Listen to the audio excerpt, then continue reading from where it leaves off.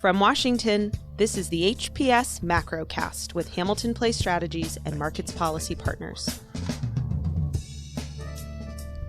John Fagan, Brendan Walsh from Markets Policy Partners, Tony Fratto here from Hamilton Place Strategies. Welcome to the Macrocast.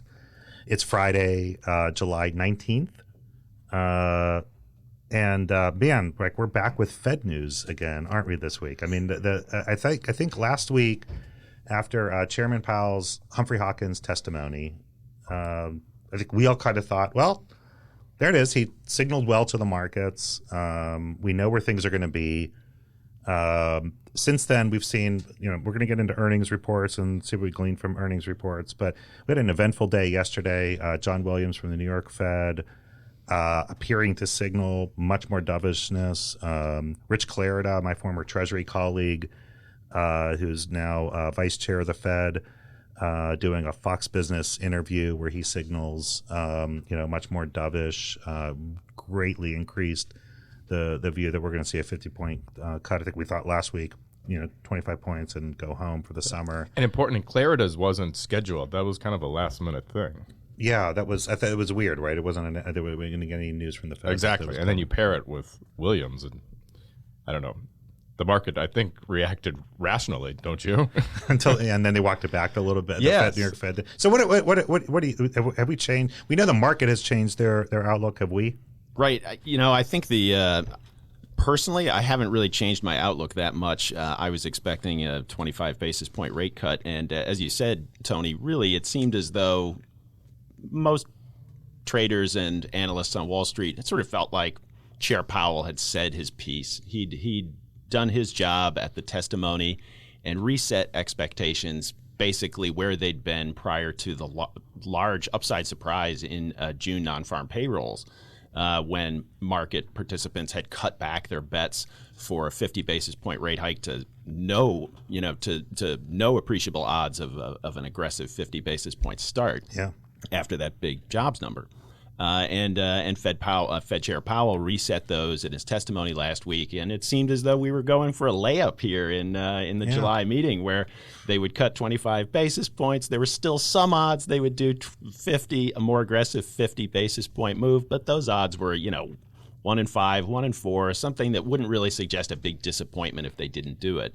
And so I don't think a lot of people were expecting this week to have a lot It caught me by surprise. Yeah. I think I know other people too. I mean, it seemed like they had just gotten it right, and then because we go back to last fall and winter of really being whipsawed by forward guidance from the Fed, and it seemed like they finally got it right about where they wanted it. Where if they had, if we all could have just expected a 25-point basis cut, right.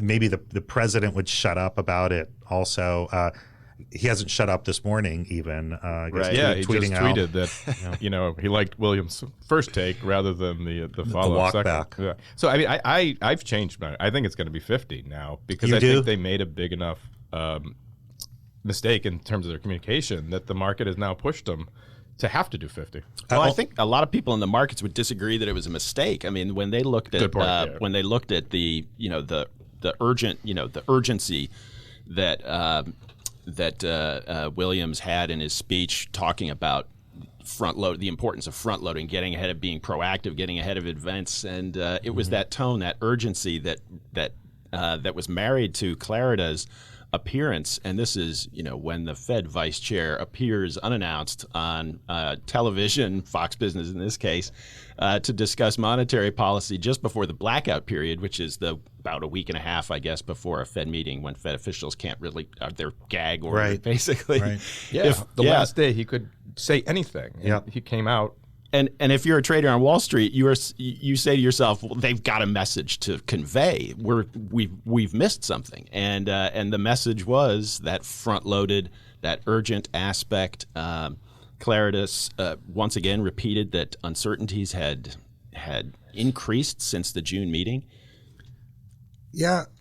I mean, what uncertainties? And I love Rich. I love Rich. I've been saying this since, for a few weeks now that look, you can, if you want to hang a rate cut on the long-term path of inflation, right? If prices just aren't you're not pushing them to where you want them to be, you can do that, right? And you can hang a rate cut on that and say that's our goal. If you're saying you're data dependent and you're looking at the macroeconomic environment, I just don't see enough change out there. I mean, I think the data in the last 2 weeks would point to the opposite, that it would lower the odds of 50 shouldn't be on the table, and maybe you should be thinking about not doing 25 at this. Yeah, if the Fed had just let's say the Fed had kept mum, and you saw that June jobs data come in, and that was alongside more upbeat ISM and manufacturing activity gauges for June, and that was in the U.S. primarily. We got a good retail sales number. Not a June. good one, a great one this week. Great one, yeah. Inflation data, CPI wasn't their pet core PCE, the pet inflation measure that the Fed cherishes so much. Right. But CPI was to the upside, as was PPI. And the CPI points to a 1.7 year over year on the core PCE. Chinese, is up a couple tenths from when they started freaking out about it. Chinese data was better. Did you like the Chinese data? I think if you go, if you could look deeper into it, I'm not sure that I was that excited about it. I mean, yes, it was widening, but I think it was widening because fewer imports on the China side, right? Well, they also had retail sales, which surprised to the upside, fixed asset investment, and industrial production for June. And those all beat expectations to the upside. Now, they were beating pretty dour expectations. They were the bar was pretty low. Point on the weakness in the China data, the Singapore export data really points to weakness in China. Right. That's true. And South Korea's exports, and that's been even augmented by the fight that they're having with the Japanese in trade, which is maybe underreported in sort of U.S. market circles, but is certainly another drag on regional. And then there's the other aspect, which is since the June meeting, the U.S. and China have had a trade fight de-escalation. Yeah, and we're talking. The heat's come off that a little bit, and they're going to be. I think there's a phone call. I don't know. Tonight. Yeah, Kudlow's gonna. Oh, on Huawei, he's gonna to meet with some people about. Yeah, so he's gonna meet on Huawei. Mnuchin said yesterday on CNBC that he has a call scheduled.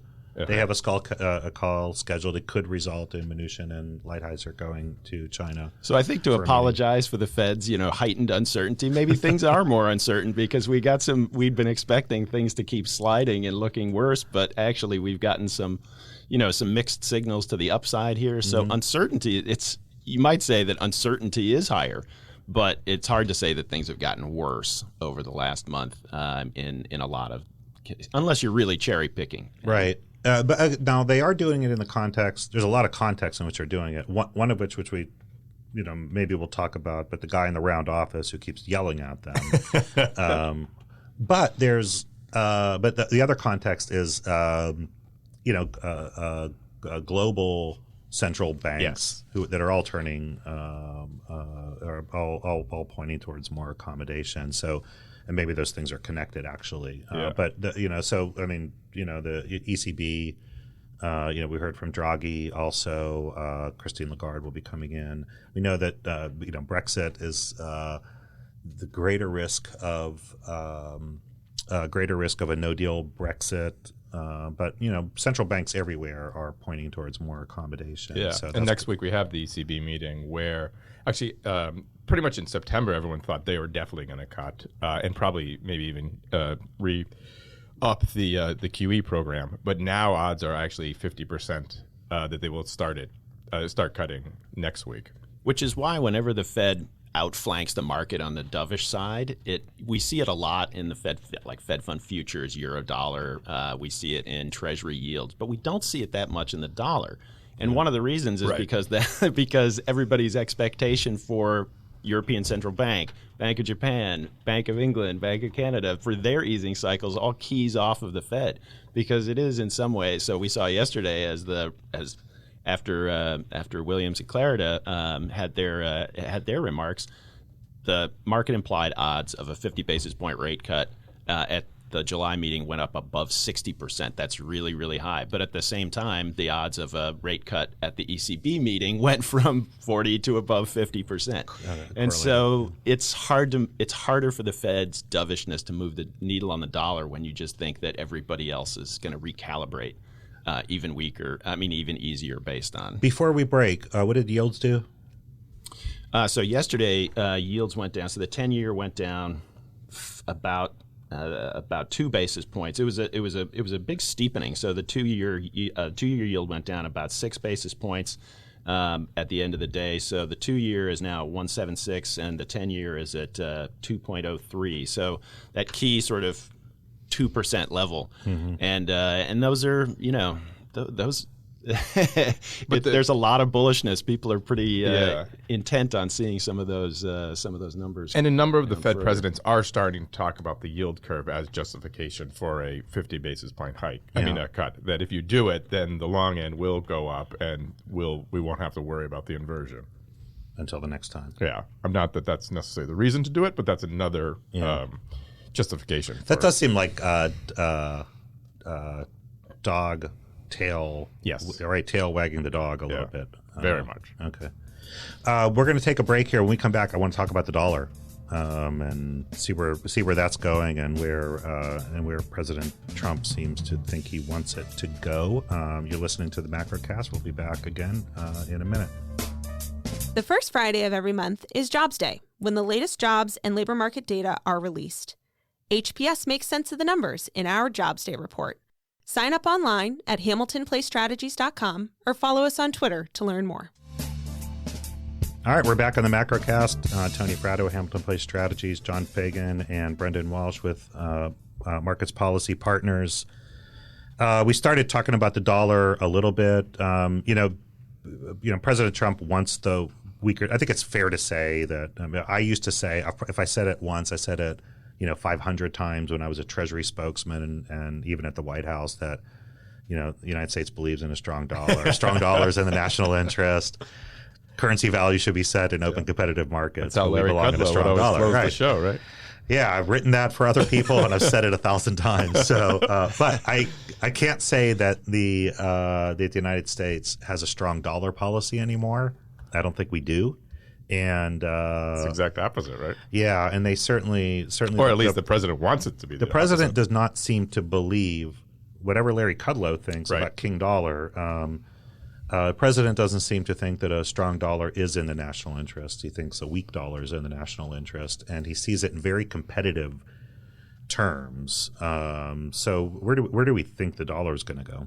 Well, the dollar so far this year, the dollar has been very much range bound. It's close to its multi-year highs, but it hasn't moved that much. Right. And it's hard to get stronger. If you pull up the 50-year chart, we're at the highs. Yeah, but it's not weakening at all. Broadly, currency market volatility has been pretty dead, and it goes back to some of that shock-absorbing dynamic in which when the Fed has done its easing pirouette, it's really been mirrored by so many of the other global central banking peers around the world following it, and so it's kind of kept the dollar pinned, and U.S. and that's been despite U.S. economic outperformance and so forth, and the yield differential. But I think Treasury Secretary Mnuchin, in his comments yesterday, it was what was left unsaid. He didn't, repeat that strong dollar mantra. Yeah. He said that the policy on the dollar hadn't changed.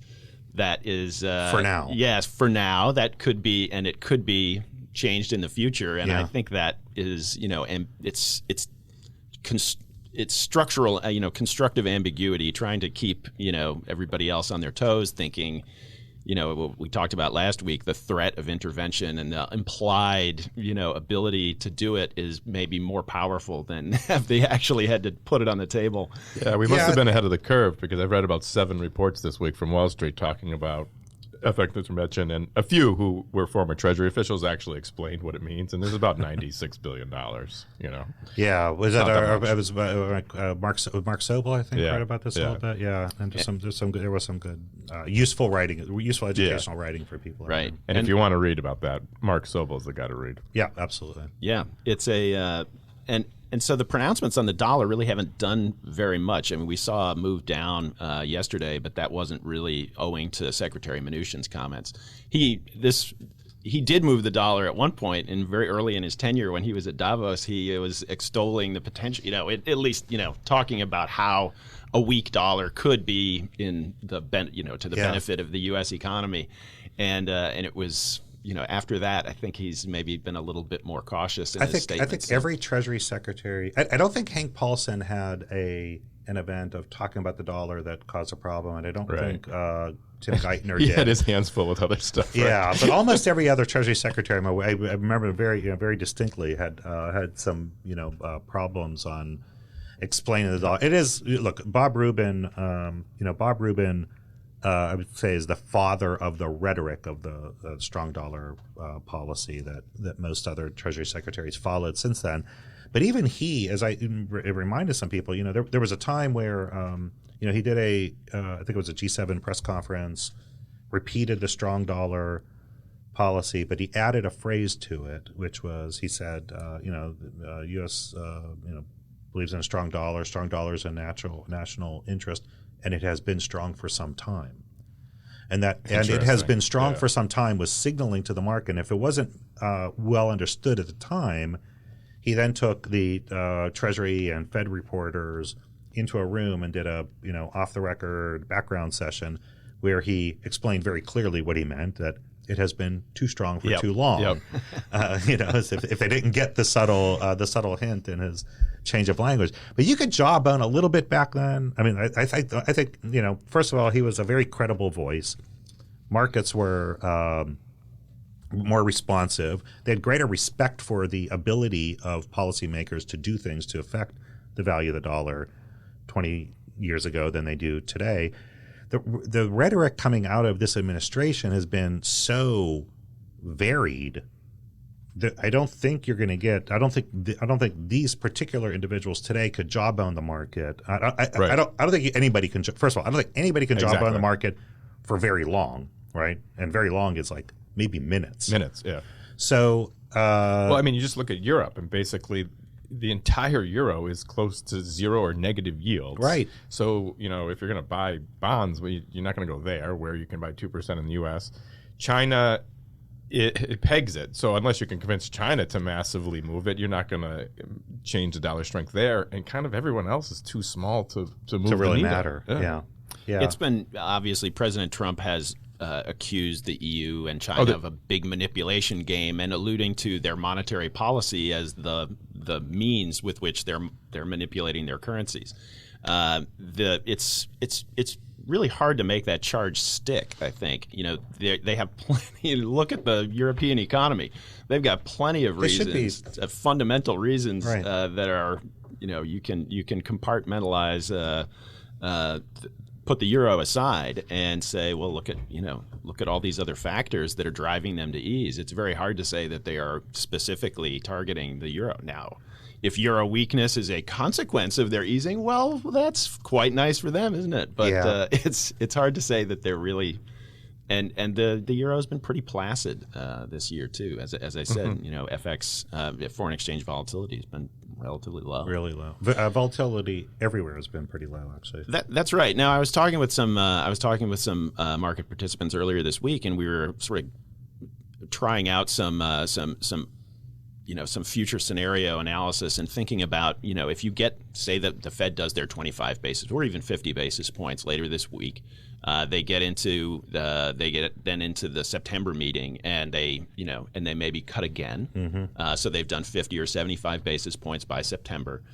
By that point, you can imagine that the Fed might then be signaling maybe we want to go on pause. But what's happening in the rest of the world? The ECB might be racking up another round of QE right about then. Right. And talking about 15 billion euros a month. And the UK might be careening toward a Brexit scenario, a hard Brexit scenario at the end of October. And if the Fed is trying to go on hold for its October meeting, this is going to be against a backdrop of, some pretty major G10 peer currencies having a downtrend, a more directional move. And that might be kind of the fall time period would be the risk of a dollar run, and that would potentially tempt the administration to do more. I think the right now, my own estimation is that intervention risks right now are really low, but watch this space for the fall. Yeah.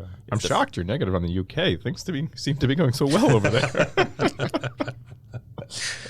We'll spend a little time on when will Boris Johnson assume the position? Seems to be any day now, right? So hopefully is it next week? Is it next week? I think it's next week. Yeah, that it's officially happened. So we'll get it. We'll dive into that a little bit more next week. We also have we may want to talk about. We haven't spoken a lot about Japan, but I think I'd like to us take a look at Japan in the next That's a great point. weeks too. Yeah. And reassess Abe and where they're going. I think it's an interesting time for them. Yeah. We also we have corporate earnings season kickoff. We had all the banks. After this break, why don't we come back and dive into those a little bit and see what we can glean from there, and then take a look at what to expect next week. You're listening to the Macrocast. You're listening to the HPS Macrocast. Every Friday, we take a look at the major economic trends of the week. See more from Hamilton Place Strategies at hamiltonplacestrategies.com or on Twitter at HPS Insight. All right, we're back with the Macrocast. Tony Fratto, Hamilton Place Strategies, John Fagan, and Brendan Walsh from Markets Policy Partners. You're listening to the Macrocast. We had a big earnings week. All the big banks and some industrials in there mixed in, and some tech companies as well. But what did we see from them, John? Yeah, this was the start of second quarter corporate earnings reporting season, the quarterly ritual that some criticize for being, and President Trump is criticized for being too frequent and drives short-termism in the markets and all kinds of other things. But it still stands, and here we go again. So the big banks kicked it off, on Monday with Citi, and Brendan's going to talk a little bit more about it. But just as we discussed last week, expectations for this quarter were pretty tepid. The expectation was that there was going to be some uneven performance. There was going to be some corporate, management hand-wringing among management about the impact of trade frictions and uncertainties, and maybe some talk about a slowing economy. And that's kind of, the early indications are markets before yesterday's Fed dovishness. The market was having a struggle making any sort of headway amid the sort of cross currents of earnings. And so Brendan can talk a little bit more about the banks, and that's his. Yeah, bank earnings were quite good, but people thought they were going to be good. There wasn't any expectations for massive misses. Kind of the big winners were Bank of America, Goldman Sachs, but the stock reactions were slightly muted. Bank of America was kind of the big winner, up 3.5%, which isn't anything to massively write home about. But also, no one was down a ton. Any warnings? Anything that? No. So it was more. So Citi, in their forward guidance, expects the Fed to cut 25 basis points in 2019. JP Morgan expects 75 basis points. So that was kind of the delta. In terms of investor assessment, how many times do you think is the muting on? If you think about the interest rate outlook, it makes it a little bit harder to make money if you're a bank. So that's why you kind of saw people flock into like a Morgan Stanley and Goldman Sachs, which are a little more trading than just net interest margin. But then on the tech side, we last night we saw Microsoft, which their earnings were up 50%, so that looks to be a kind of big winner. But then on the negative side, Netflix had less new subscribers than normal. So I don't think that's a macro thing. That's a Netflix thing. But that stock was down 10%. But kind of on the macro trade front, we had the railroads with CSX, which had a pretty big miss, but also guidance saying that we're seeing a lot of weakness due to the tariffs.